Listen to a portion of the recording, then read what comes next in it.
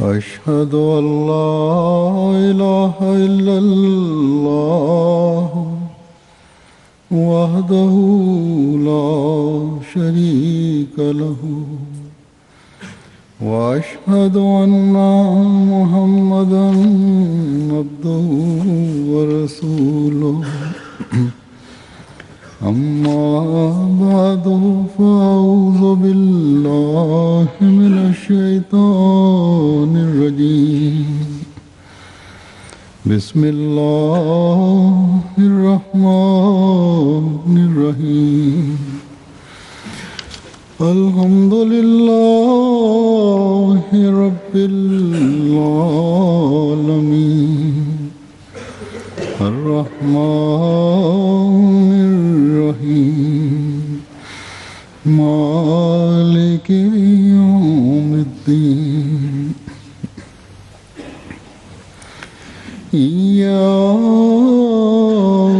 نعبد وإياك نستعين اهدنا الصراط المستقيم صراط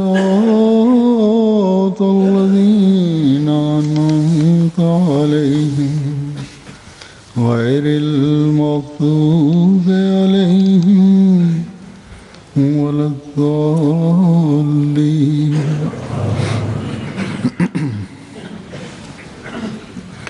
يؤمنون بالله واليوم الآخر ويأمرون بالمعروف وينهون عن المنكر ويسارعون في الخيرات وأولئك من الصالحين وما يفعلوا من خير فلن يكفروه والله عليم بالمتقين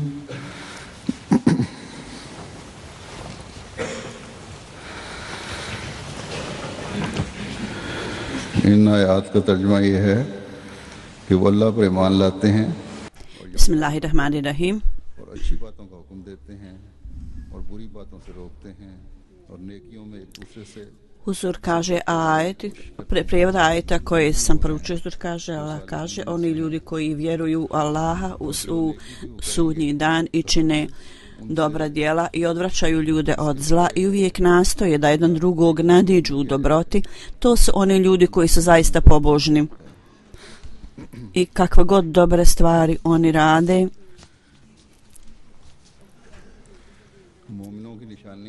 oni neće oni ništa ne progovaraju drugima, zato Allah zaista neće dozvoliti da išta bude izgubljeno od njihovih dobrih dijela. Allah nagrađuje bogobojazne i ispravne ljude. Huzur kaže, odlika mumina, istaknute odlike muslimana mumina su da on čini dobra djela i odvraća, zabranjuje ljudima, odvraća i da čini loša djela i jedan drugog nadilazi u činjenju dobrih djela. Ovo je spomenuto u prvom ajetu koji sam proučio iz sure Al Imran i u ovoj suri ove stvari su ponavljane i u drugim surama. Ovo su stvari koje osposobljavaju, omogućavaju osobu da bude među bogobojaznim, pobožnim ljudima i isto tako ovdje su pokazatelji jačine vjere.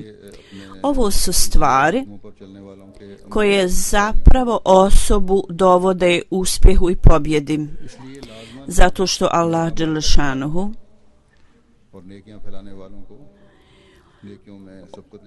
ove ljude koji slijede Allahove naredbe, njihovi postupci ne budu izgubljeni. Allah ne da njihovi postupci budu izgubljeni. Tako da oni ljudi koji čine dobra djela i oni koji šire dobrotu i oni koji jedan drugog nadilazi u dobrim djelima, Allah dželle šanuhu sigurno blagoslovljava ove ljude. I u drugom ajetu koji sam proučio, Allah dželle šanuhu je spomenuo i rekao: ja sam alim, ja znam sve i ja sam znalac, sadašnjosti i budućnosti i prošlosti i budućnosti i skrivenog i otvorenog, sve u mom znanju i sve što vi radite, ja u potpunosti znam s kakvom vi to namjerom radite. Ako to radite slijeđenjem puta bogobojaznosti, onda Allah dželešanuhu vas omotava, obavija u svoju milost. Ovo je velika Allahova milost i Allahova dobrota prema nama. Da u ovom periodu bezakonja i nereda on je poslao obećanog Mesiju alejhi selama, imama Mehdija, imama ovog doba. On je poslao u ovo doba. I nadalje on nas je osposobio da vjerujemo u njega i vjerujući u njega mi smo dali obećanje i zavjet da ćemo prema uputama koje je Allah dželešanuhu dao, mi ćemo dovesti svoju vjeru do takvog standarda i nastojati sve što možemo da do svoju vjeru dovedemo do takvog standarda čiji su detalji nam objašnjeni od obećanog Mesija alejhi selama u svijetu časnog Kur'ana i sunneta časnog poslanika sallallahu alejhi ve sellem. Hazreti Mesih Maud alejhi salatu ve selam kaže: jezik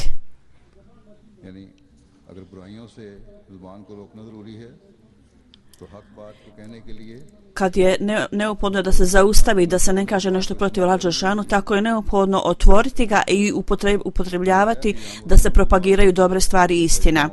Dok je neophodno da osoba treba da zaustavi svoj jezik, da ne koristi za loše stvari, isto je neophodno da koristite jezik za pozitivne i dobre stvari.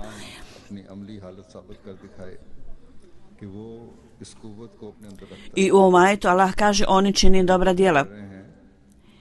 Prije nego što zaustavite ljude da čini loša djela, osoba treba da pokaže svoje pozitivne postupke i djela i ova sposobnost činjenja dobra djela da bude prisutna u njemu. Tako kroz njihov praktičan put je neophodan da utemelje ovu stvar, ovu tačku, da su ovo dobre stvari koje ja lično posjedujem prije nego što savjetujemo druge ljude i prije nego što utječe na druge ljude, osoba mora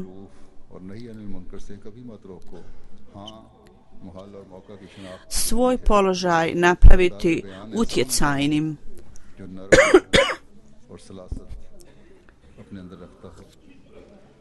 Allah dželešanuhu kaže: vi činite dobra djela i zaustavljate ljude činjenja lošeg i vaš stil, način treba da bude takav koji je prikladan i treba da bude riječiti i da budu dobra djela uvijek prisutna tu. Zatim Mesih Maud alejhi selam, nakon vjerovanja u njega, naša dužnost je povećana, uveliko povećana i mi treba da budemo u stanju da postignemo ovakve standarde i svaki postupak, svaka naša izjava, svako djelo trebaju biti takvi da šire dobrotu i da ustavljaju ljude od činjenja loših djela. I ova stvar da smo mi se udružili u zavjet obećanog Mesija alejhi selama zbog toga. To je zbog toga naša dužnost takva. Može biti da s druge strane možda privučemo Allahovu srdžbu jer smo dali obećanje, a to ne ispunjavamo. Hazreti Mesih Maud alejhi selam kaže: ja sam stalno ponavljao da što više osoba postane bliže, time postaje više podložna i proganjanju istragi. Obični ljudi možda ne budu pitani i podložni pitanju, ali vi ste sigurno tu. Ako nema u vama porasta vjere, kakva je onda razlika između vas i drugih ljudi? Zato ne trebate biti previše sretni da ste prepoznali imama ovog doba, nego morate posvetiti pažnju tome, da morate još više posvetiti pažnju svom stanju više nego prije. Kao što Hazreti Mesih Maud alejhi selam kaže: vi ćete biti pitani, vi ćete biti pomno pitani o tome. Zbog toga treba da budete uveliko zabrinuti o ovoj tački, da treba da posvetite pažnju svojom vlastitoj reformi popravljanju. Neko ko stiče religijsko znanje, to vas ne može spasiti od pitanja na sudnjem danu ako vaša djela nisu u skladu s tim. Ili neko ko obavlja dužnosti u džematu ili ima neku službu, ne može vas to spasiti od ovog ispitivanja na sudnjem danu ako vaši postupci nisu u skladu sa učenjima koje je Allah dao. Slično tome, ako neko pripada određenoj porodici ili njihovi stariji su obavljali dobra djela, to vas ne može spasiti od lošeg zla ukoliko vi lično ne radite dobra djela. U pogledu toga, Hazreti Mesih a.s. je spomenuo vrlo kategorički i jasno na jednom mjestu da jednostavno davanjem zavjeta, bajata, blagoslovi koji su dati onima koji ulaze u bajat, vi ne posljedi primaoci tih blagoslova. I kaže, vrlo dobro razumite da u očima Allahovim oni ljudi su blagoslovljeni koji oni ljudi ne ljudi koji imaju lijepu odjeću, nego u očima Allahovim su dobri ljudi oni koji čine dobra djela, koje Allah smatra dobrim. I kaže, osim od njegovih obećanja, jedna stvar je, ovo u prijevodu znači, oni koji su tvoji sljedbenici, u poređenju s onima koji nisu i koji su nevjernici, oni će imati uzdizanje nad onim ljudima koji ne vjeruju na sudnjem danu. I onda kaže, istina je da će moji sljedbenici, da će mojim sljedbenicima dati prevlast, dominacija nad nevjernicima. Međutim, ovo je tačka zabrinutosti da između ovih sljedbenika koji su na mojoj ruci ušli u moj zavjet, ne mogu ući u tu kategoriju koliko ne stvori takvu atmosferu potpune poslušnosti, oni ne mogu biti ubrojane među sljedbenike. Zbog toga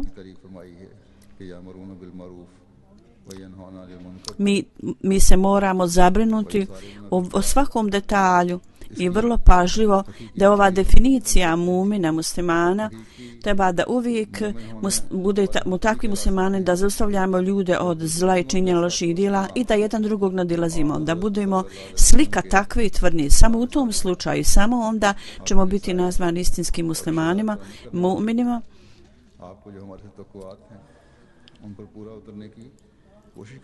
kako je obično me sebi sluga časnog poslanika. Dakle, samo kad budemo slijedili njegove upute i na očekivanja koja on ima od nas, da dođemo do takvog standarda i to ispunimo.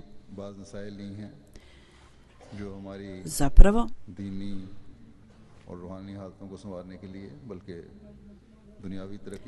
ja sam uzeo nekoliko riječi savjeta od obećanog Mesija alejselama koji su bitne za popravljanje našeg stanja duhovno i religijske i moralno, i kao što obećan Mesija alejselam spomenuo, ako postupamo prema njegovom savjetu i prema svim izjavama koje je on iznio, ako mi tako ne radimo, onda ne možemo biti ubrojani među istinskim sljedbenicima, ne možemo biti ubrojani među njih u ovo doba. Veliki, ogroman posao koji je obećan Mesija alejselam, koji je bio njemu povjeren, to je poruka Islama, da je raširimo i prenesemo svim ljudima svijeta. Ovo je dužnost njegovih sljedbenika, ali upravo za ovu svrhu mi trebamo sebe učiniti uzorom, primjerom, kao što obično Mesija alejselam ranije spomenuo. Prvo sebe reformišite i popravite, tako da imate dobar utjecaj na druge ljude. Samo onda možete ostaviti dojam na njih. Hazreti Mesih Maud alejselam u pogledu naših postupaka i tvrdnih izjava, skrećući našu pažnju na to, on kaže na jednom mjestu: ako samo vodimo brigu o svojim izjavama i tvrdnjama samo radi pokazivanja, ako je to samo jedina stvar, kakva je onda razlika između nas i drugih ljudi? I kakvu izvanrednost onda mi imamo naspram ovih ljudi? Pokažite svoj praktičan primjer i u tome treba da bude takav sjaj, blistavost da ljudi to prihvate. Ukoliko nema sjaja i odličnosti i razlike, ljudi neće prihvatiti tamo, onda to neće biti nikakve razlike, nikakve odlike. Ovo očito iskriveno, da vi sijate, mi moramo to stvoriti u svojim postupcima. Sjaj taj, to zaista moramo ispuniti i držati se uvjeta bajata i da budemo u stanju da to u cijelosti ispunimo. I onda obično se na jednom mjestu kaže, ako mi jednostavno se oslanjamo na svoj govor, na svoje izjave i tvrdnje, to je beznačajno.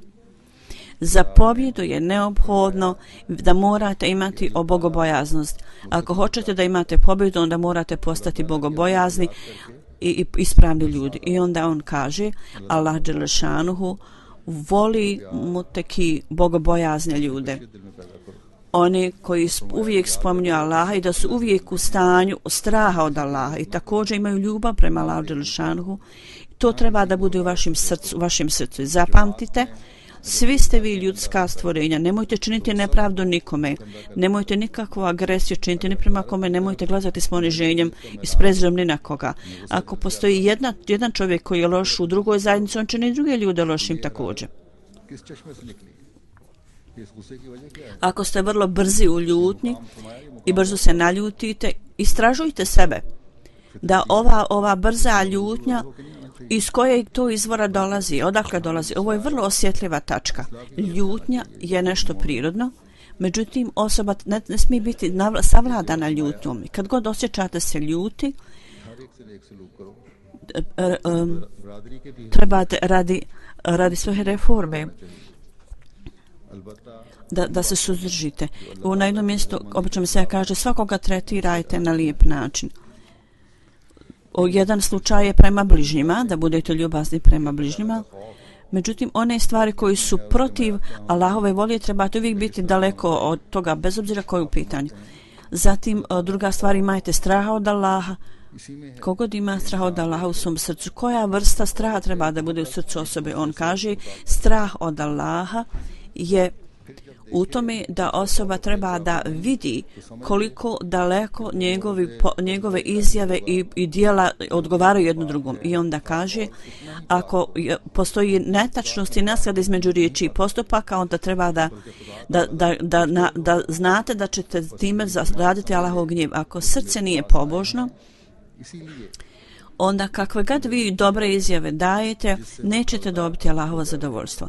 Ljudi treba da razumiju da su došli mene upravo ovu svrhu, da ja u njihovo srce posijem sjeme, tako da oni postanu drvo koji donosi plod i da svako vidi kakva je unutrašnjost te osobe, da je unutrašnjost osobe kakva je njihova vanjsko stanje.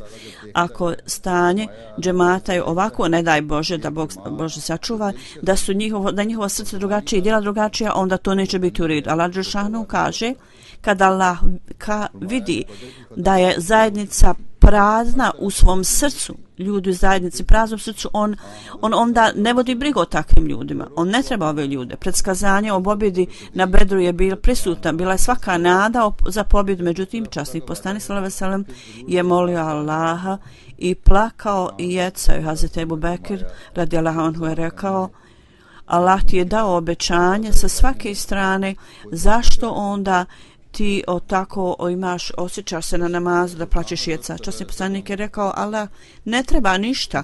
Može biti da postoji nekako skriveno stanje u nama, tako treba da budemo vrlo pažljivi o tome. Dakle, bila je obećana pobjeda časnom poslaniku sallallahu alejhi ve sellem, međutim u vrijeme Bedra, bitke na Bedru, on je plakao i prolijevao suze i ovo je spomenuto tamo, da je njegovo saramena ogrtač padao stalno i on se je bojao da možda postoji neko skriveno stanje i neke ograničenja koje ne slijedimo i časni poslanik se bojao da zbog toga ne mogu osvojiti pobjedu, vjerovatno. Dakle, on se pitao ko je tu da ima takvo neko stanje da donosi. Apsolutno je potpuno ogromna pobjeda, potreba zapravo da se reformišemo, da među pobožnim ljudima je takvo stanje, treba da šire o skromnosti i bogobojaznosti. To su znakovi bogobojaznosti. Da mi treba da se suočimo sa ovom ljutnjom svojom. Ovo je velika stvar koju treba da savladamo, treba da izbjegnemo ljutnju i da se brzo naljutimo. Zbog ovog brze ove ljutnje to osobu dovodi do hvalisanja i ponosa. I ova ljutnja sama je rezultat ponosa čovjeka. Ponekad čovjek je ponosan kao rezultat ljutnje. Ponekad je ljutnja proizvod ponosa, ponekad je ponos proizvod ljutnje.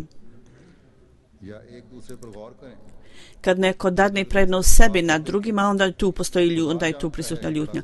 Ja osjećam, očem se je rekao da moji članovi džemata ne smiju gledati s prezirom na druge ljude s prezirom i smatrati ih nižim. Allah zna ko je visoko i nisko. Ovo je vrsta poniženja koja je prisutna. I ne smijete dozvoliti da mržnja se širi kao sjeme i da na kraju ubije takvu osobu koja je ponosna. Neki ljudi kad se sretnu s drugim ljudima vrlo su ponizni i skromni, međutim velika osoba je ona koja sluša govor običnog čovjeka koji je vrlo ponosan i vodi brigu o onom što god on kaže i da ne bude ništa da ove ljude korite i izazivate. Allah kaže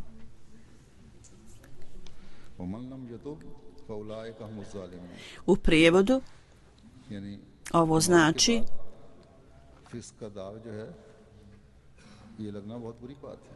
Allah kaže poslije vjere ova tačka nevjerovanja je vrlo loša. Ova mrlja nevjerovanja je vrlo loša.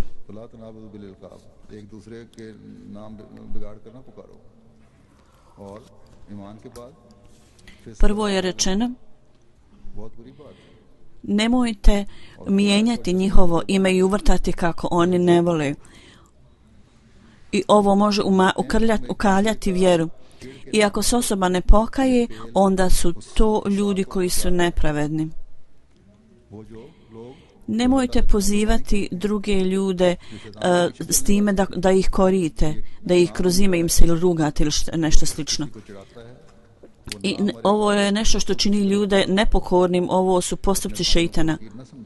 Ako neko izaziva i bocka druge ljude, ukoliko on sam pati od toga, on će umrijeti. Ako ste braća, onda ćete piti sa iste fontane, s istog izvora. Ko je taj ko onda ima odredbu da više pije? Niko ne može dobiti čast i postati poštovan sam svojim postupcima. Allah kaže stvarna mudrost i stvarni intelekt je da se okrenete Allahu dželešanu, bez toga vi ne možete ništa postići. Mudrost i intelekt,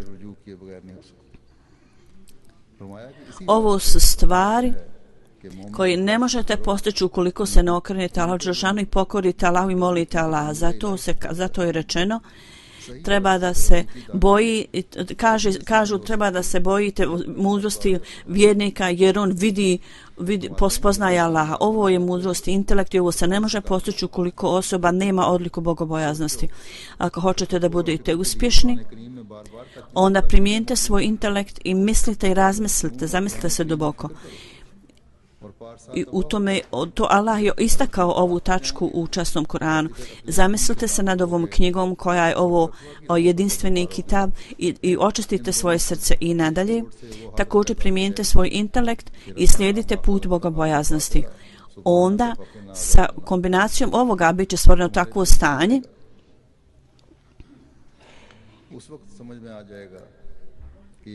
u prevodu kaže onda će vaš glas poticati iz vašeg srca i u to vrijeme ćete razumjeti da ovo stvaranje, cijeli proces ovaj nije uzalud, nego da zapravo utemeljuje istinitost Allaha dželešanuhu. I postoji razne vrste znanja koje pomažu religiju, vi ćete to znati. I nadalje ove stvari će dolaziti iz vašeg srca, da šta god je Allah stvorio, to nije lažno, nije uzalud. Allah dželešanuhu je uzvišen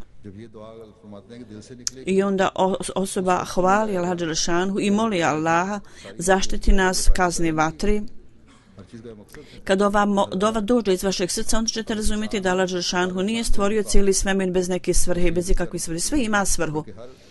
Ako su ljudi tu, postoji stanje za svakoga i treba da poštujemo svi, to je naša odgovornost i dužnost. Svako Allahovo stvorenje ima svrhu. Treba da nastojite da spoznate tu svrhu, onda ćete shvatiti i razumjeti da Allah nije stvorio ništa uzalud ili bez svrhe.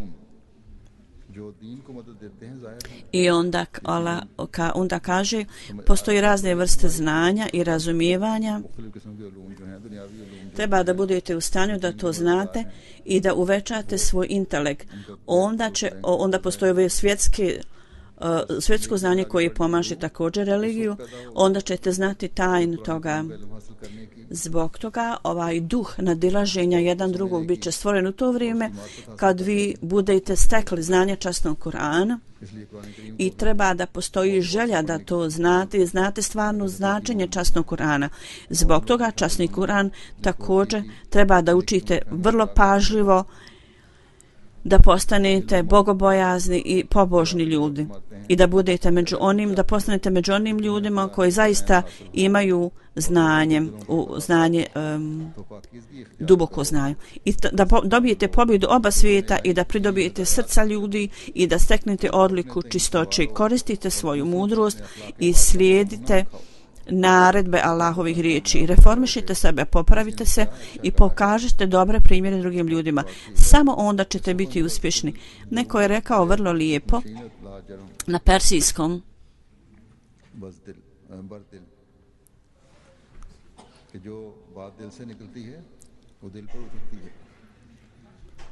ovo znači nešto što dolazi iz srca utječe na srca ljudi. Dakle, prvo stvorite u sebi takva srca ako hoćete da ostavite dojam na druga srca. Vi stvorite u svom srcu praktičnu moć. Samo moć riječi ne može utjecati na druge ljude. Postoje milioni ljudi koji koriste svoj jezik i daju izjave i tvrdnje. I na govornicama oni se proglašavaju da su nasljednici poslanika i savjetuju ljude i kažu: nemojte imati ponosa i nemojte činiti dobra djela. Međutim, oni sami rade dobra djela, rade loša djela. I onda su ljudi, nisu ni najmanje pod utjecajem njihovih riječi. Ni najmanje to ne utječe na ljude, ni najmanje njihove riječi ne utječu na ljude. Ovi ljudi koji ne vjeruju u obećanog Mesija alejhi selama, ima nekih ljudi među njima koji su učeni i pobožne prirode. Samo ih pitajte.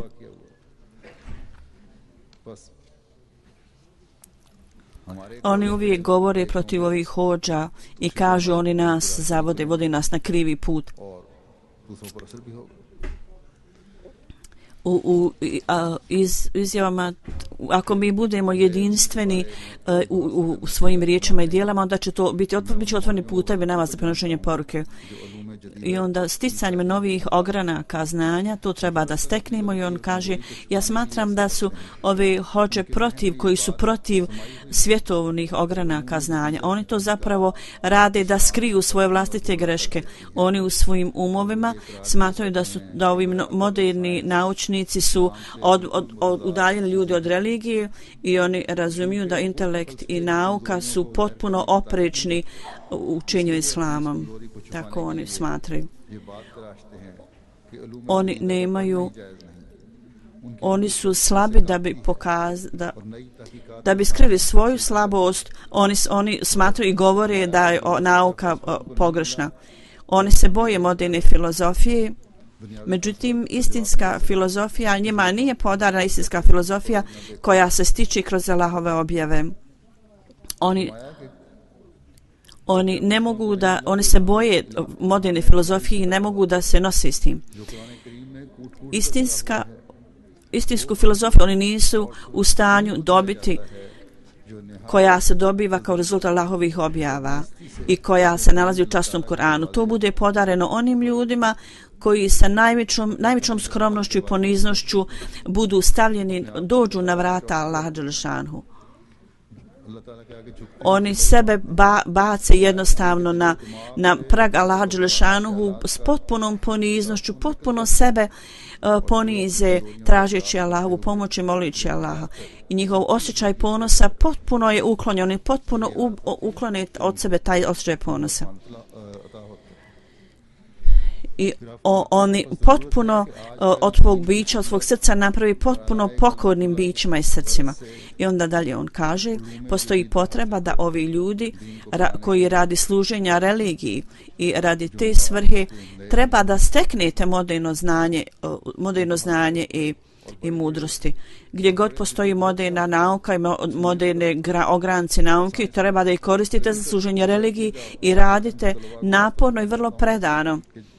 I idite u istraživanje. Ja sam pogotovo savjetu Ahmedi djecu, studente danas, treba da idu da studiraju nauku. Ovo je vrlo dobra strana i ovo je način širenja poruke. Kad dobijete znanje i kad steknete znanje ogranaka modernih nauka, kad steknete to znanje, onda će biti jako puno puteva otvorenih za vas da prenosite poruku Islama. Stičite ovo znanje. Ja također sam spomenuo, međutim kao upozorenje ja želim da spomenem da oni ljudi koji samo jednostrano idu da stiču ove ogranke znanja i ne idu nikome koji je zaista Allahov prijatelj i koji su uživali Allahovo svjetlo, onda su ti ljudi zalutali. Treba da stičete ovo moderne nauke, međutim isto tako trebate imati znanje časnog Kur'ana, tako da uvijek slijedite ispravan put. I ovi ljudi koji imaju znanje o časnom Kur'ana, uvijek budite u društvu takvih ljudi. I on kaže, umjesto da ove ogranke znanja, kad treba da ih napravite počinjem časnom Kur'anu, međutim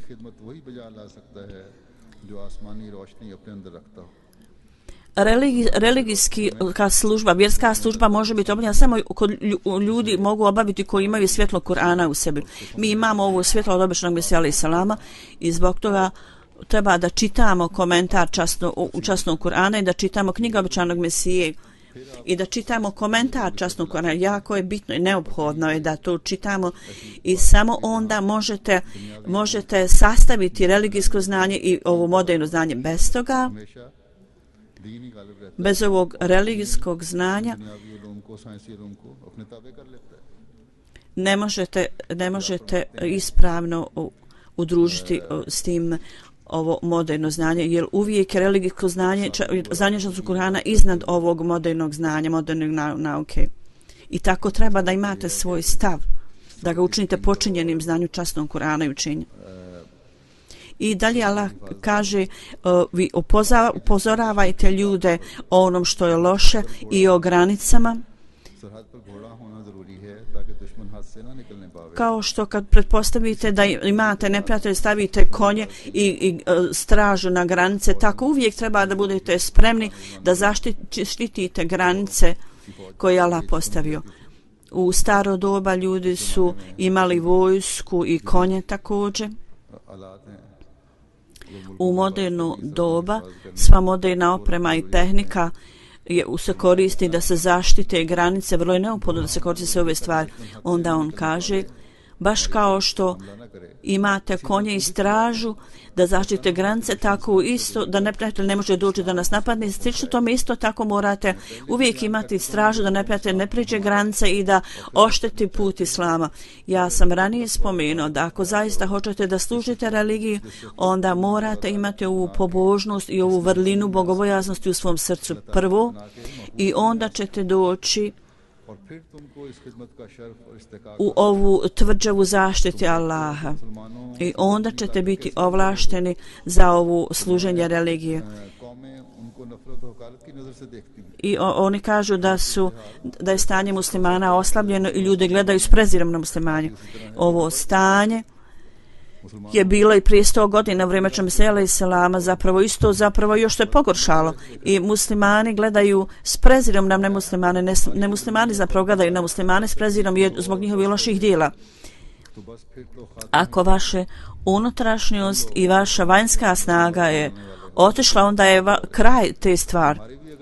Ovi ljudi koji vjeruju u obećanog Mesija alejhi selama, ako je vaša snaga bude oslabljena i vi zaboravite religiju, onda će to biti kraj ove stvari. Međutim, očistite sebe na takav način da duhovna moć treba da bude prisutna u vama i da bude vrlo snažna baš kao konji i straže na granici, da tako vas čuvaju, da vodite brigu o svom moralu i ne smijete učiniti da vaš moral bude takav da to nanese mrlju na prelijepo lice islama.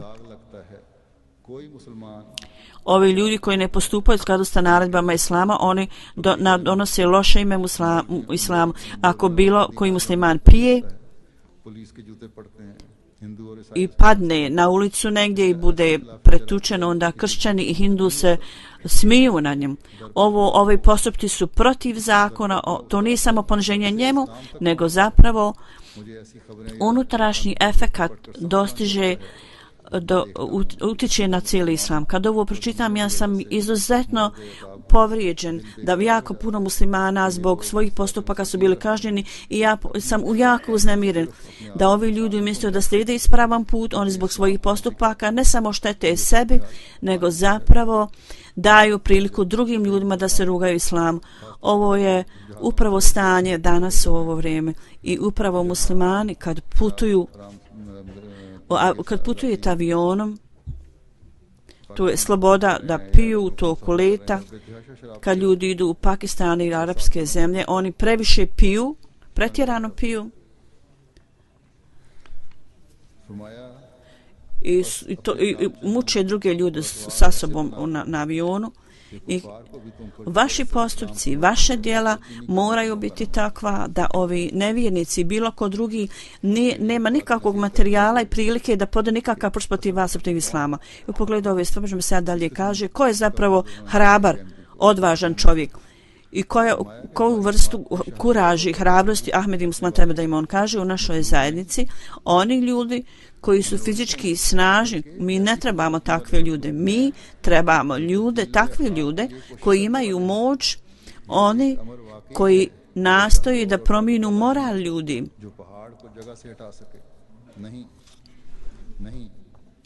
I stvarno moćan čovjek nije čovjek koji je u stanju da pokrene planinu s jednog mjesta na drugo. Stvarno moćan čovjek je onaj koji je u stanju da promijeni život drugih ljudi i moral drugih ljudi. Zapamtite, sav napor treba da bude potrošen da promijenimo moral drugih ljudi. Onda u pogledu prava načela i drugih vjera kaže postoji dva puta koji morate imati na umu za ispravnu osobu koji postoje. Ovo je onaj koji ima istinsku vjeru. Jako je neophodno da ima istinska načela i ovo je Allahov blagoslov da nam je on pokazao istinski put i sve su nam načela i putevi bili jasni. Bez toga ne možemo biti na ispravnom putu. Sve što je Allah dželšanuhu učinio, čistim li nam objasnio. Ovaj je nama put vrlo jasno objašnjen. Ovaj put koji je bio pokazan u ovo doba. Jednostavno su mnogi učenjaci lišani toga u ovo vrijeme. Zato trebate biti uvijek zahvalni za ove Allahove blagodati i blagoslov. I ta zahvalnost je na ovaj način da činite dobra djela koja dolazi u drugi dio istinskog vjerovanja, odlike istinskog vjernika. Treba da molite Allah da budete čvrsti, da imate istinska načela i prakse i u ibadetu naređeno između ostalog post i zekat, ovo su sve dio toga. Ako mislite da je namaz tu, na primjer, ibadet,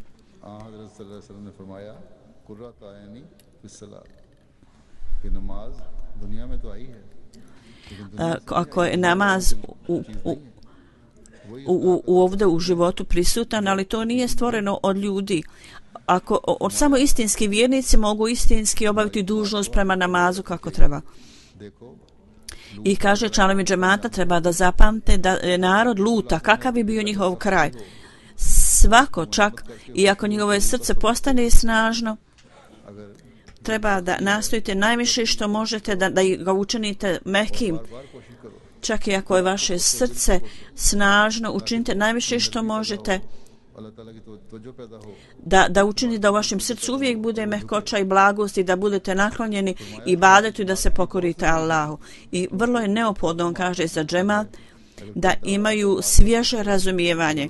I ako neko tvrdi da razumije, a ne postupa u skladu s tim, onda je to jednostavno prazna, beskorisna tvrdnja. Tako da ne smijete biti zanemarivi, nemarni o svojoj odgovornosti i dužnosti. Te gledajući na druge ljude, ne smijete vi posrnuti. Ko zna nevidljivo? Allahova odredba, niko ne zna o Allahovoj odredbi i o nevidljivim stvarima. Život ne ide u skladu sa vašim vlastitim egom i željama. Nije uvijek tako. Putevi želja su drugačiji, a put odredbe je drugačiji. I ovo je ispravan put koji treba da slijedimo. I niko ne zna šta je zapisano u njegovom računu. I obračun vašeg života koji će doći do Allaha, to će biti ispravno i tačno i ništa tu neće biti skriveno. Zato uvijek pomno ispitivajte svoja srca i okrenite se Allahu. Onda on kaže: slijedite put bogobojaznosti i ispravnosti, jer takva bogobojaznost je bit šerijata, vjerskog zakona. Ako se šerijat ukratko treba opisati, onda je bit šerijata takva bogobojaznost. Stepeni bogobojaznosti je jako mnogo, ali ako osoba zaista traži bogobojaznost, ide tim putem i ako istinski tragač i slijedi s ustrajnošću čvrstinom ovaj put, zbog njegovih želja i čvrstine, on postiže onda visoke stepene. Allah kaže da Allah prima dove bogobojaznih i ispravnih ljudi. Ovo je Allahovo obećanje. Allah nikad ne krši svoje obećanje i da ih ne ispuni. Allah kaže: dakle, ako je stanje takve bogobojaznosti prisutno za primanje dove koja ne može biti odvojena od toga, onda osoba vodi računa o tome. Onda ta osoba nije glupava čovjeka. Znači, neophodna je za član vašeg džemata koliko god je moguće. Svaki od nas treba da slijedi put bogobojaznosti i ispravnosti, tako da uživamo blagoslov primanja dove i također da povećavamo svoju vjeru. Onda on daje drugi savjet i kaže: mnogo puta mi je došla objava da vi treba da postanete bogobojazni ispravni ljudi i da slijedite prefinjene puteve bogobojaznosti. Allah će biti zadovoljan s vama. I ovo daje u mom srcu stvara veliku uznemirenost. Šta ja treba da radim da moja zajednica postane zajednica bogobojaznih ljudi? Ja toliko mnogo molim Allaha da ponekad osjećam slabost i ponekad budem blizu da izgubim svijest, da se onesvijestim. Ukoliko osoba potpuno nije bogobojazna u Allahovim očima, Allahova pomoć ne dolazi na njegov put.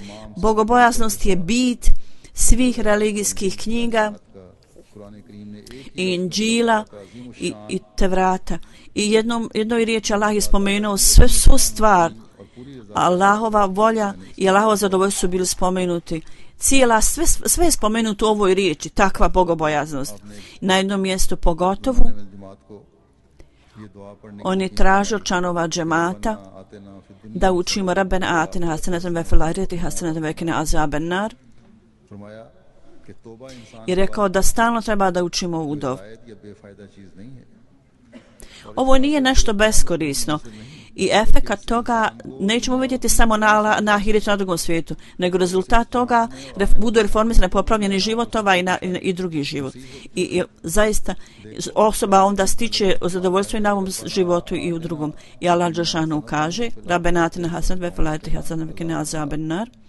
Rabbena atina hasanatan ve fil ahireti hasanatan ve qina azaben nar. O Allahu, pokloni nam sredstva, zadovoljstva i sreće na ovom životu i na budućem i podaj nam sreću i zaštiti nas od kazne vatre. Pogledajte, u riječi Rabbena je zapravo ukazivanje prema teubi, prema pokajanju. I ovo pokazuje u riječi Rabbena.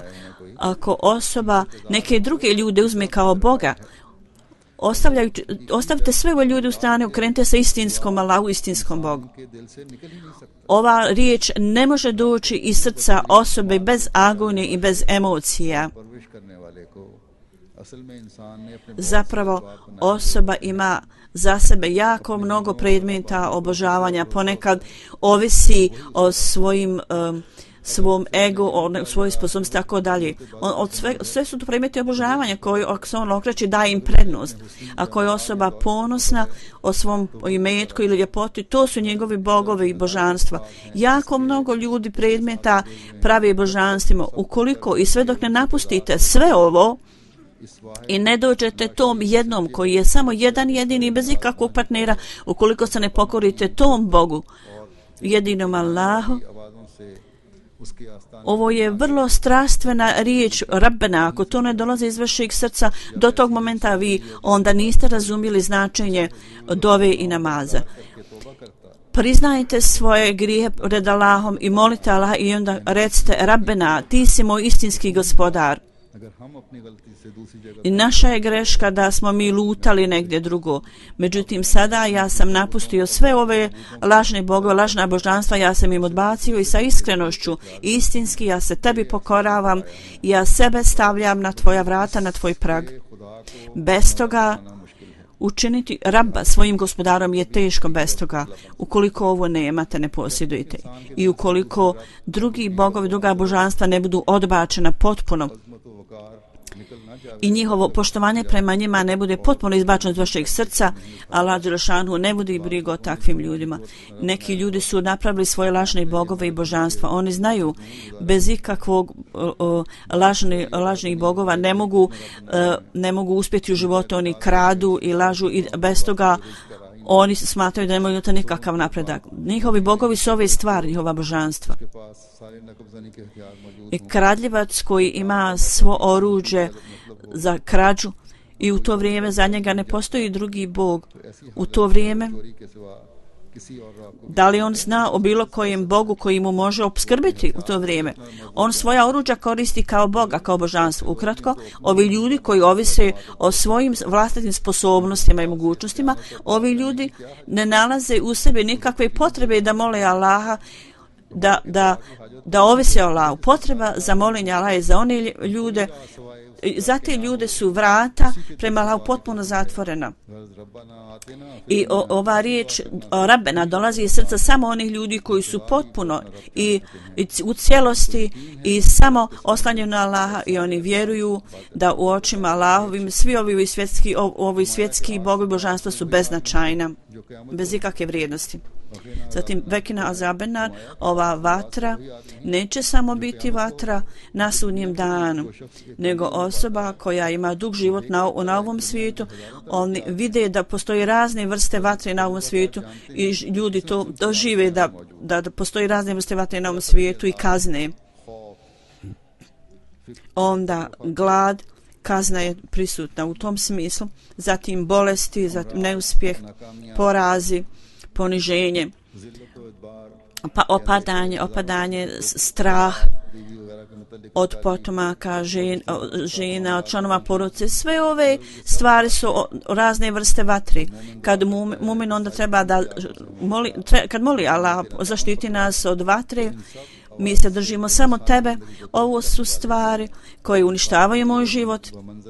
Molim te, zaštiti nas od svih ovih stvari. Tako mumin treba da moli Allah. I onda obećama se kaže koje je Allah dželešanu dao obećanje istinskim ahdi muslimanima. Ova stvar je bila spomenuta na drugim mjestima ranije i u jednom detalju Allah dželešanu kaže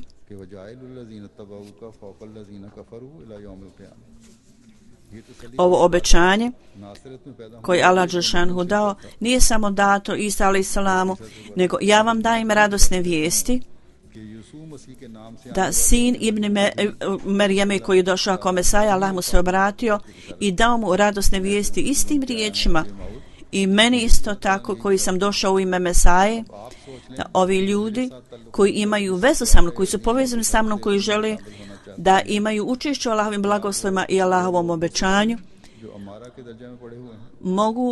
mogu li ovi biti ljudi koji su u stanju, čija duša je u stanju duše koja prekorava?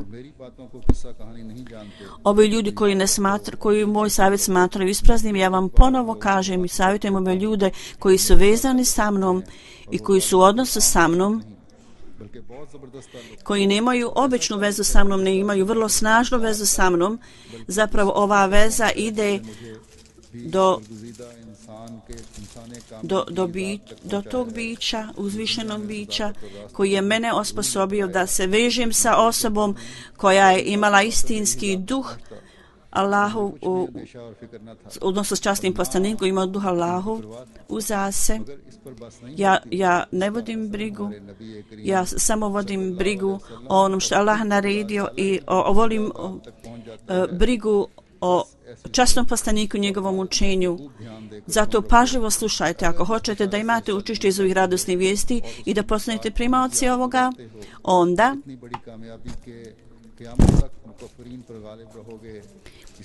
i pobjeda nad nevjernicima će doći ako bude ispunjenje ovog pretkazanja. Ja vam kažem da vi nećete to dobiti ukoliko vaše duše ne stignu do položaja, do stanja zadovoljne duše. Imajte vezu sa Allahom dželešanu, s onim kojeg je Allah odredio. Slušajte pažljivo moj savjet i postupajte u skladu s tim da ne budete među onim ljudima koji nakon što su potvrdili, negirali su i zaslužili su trajnu kaznu.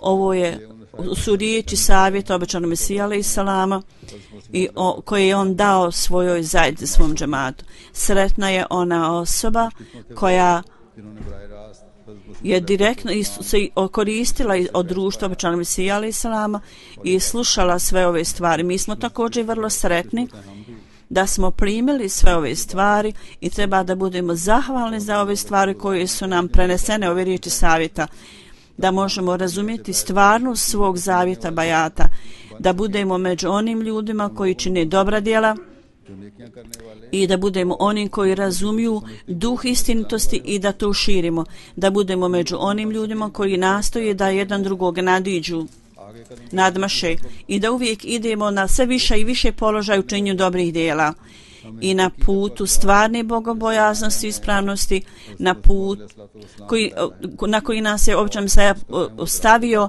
i omogućio nas da idemo tim putem. Ovo je dužnost, odgovornost svi u nas, da postanemo njegovi zahvalni robovi, Allahovi zahvalni robovi, da uvijek način zahvalnosti je da uvijek idemo putem bogobojaznosti, da nas Allah usposobi za to.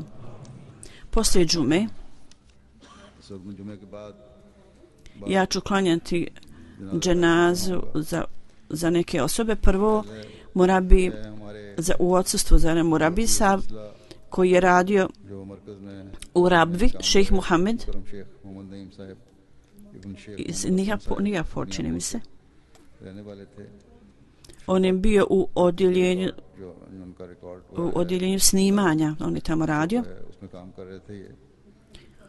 On došao u službu dok je obavljao svoje dužnosti i dobio je srčani udar, izgubio je svijest, bio odvezen u bolnicu, međutim uprkos svih napora doktora on je umro. Inna lillahi wa inna ilaihi rađiun. On je imao 62 godine.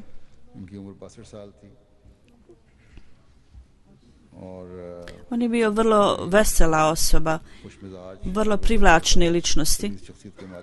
Vrlo je naporno radio, vrijedan radnik.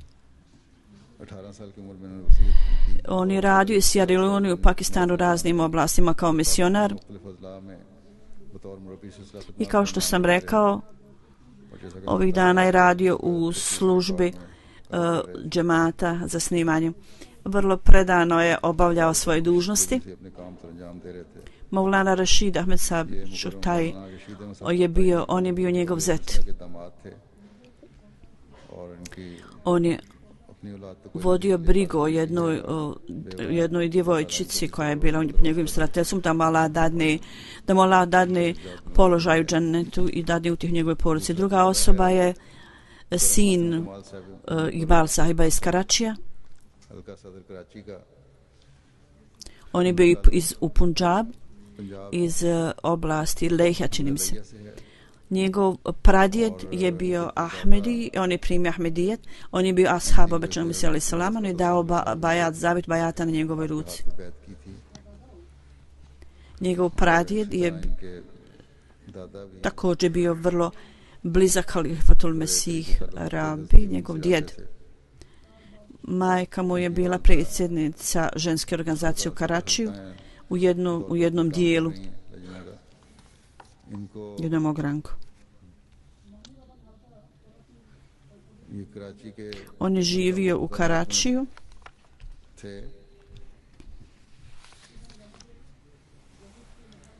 यहाँ Tamo je vrlo snažna opozicija džemata i neki ljudi su ubijeni.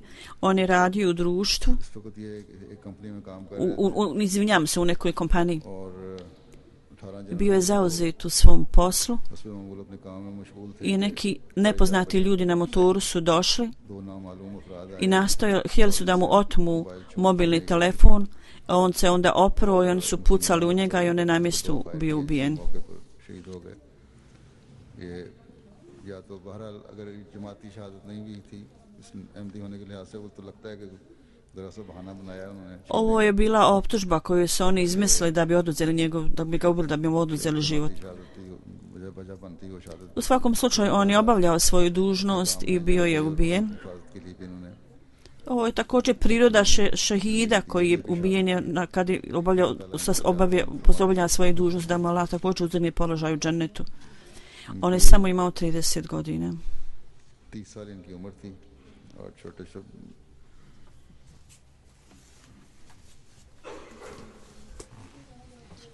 I treća dženaza je za Irfan Ahmed sahiba मुकरम इरफान अहमद u साहब oblast उच्चमागढ़ जिला हाफसा Dačaba. U januaru je on umro i na lillahi bin ilaihi rađun. वफात पाई Muli Fazluddin sahib नल्ले राजिऊं ये radijallahu anhu bio je ashab običnog Mesija alejhi selama. On je njegov sin. वो साहबी के बेटे थे Poslije razdvajanja Pakistana on je radio u vojsci, čini mi se bio je Musi, sarađivao uvijek sa džematom. खिलाफत जमात से भरपूर ताउन था On je imao 5 sinova i 5 kćeri. और 5 बेटे Hazreti Rizvan Šahib je bio misionar na obali Slonovače. Ivory Coast में खिदमत की तौफीक पा रहे हैं ये Nije mogao prisutiti dženazu zato što je bio tamo, bio odsutan. Tako da od dženaza svih ovih troja ja ću klanjati poslije džume namaza, da Allah dželešanu oprosti svim ovim ljudima i da pokolim svoju milost, a dadne utjehu svim ucijeljenoj familiji, svim članovima ucijeljenih porodica.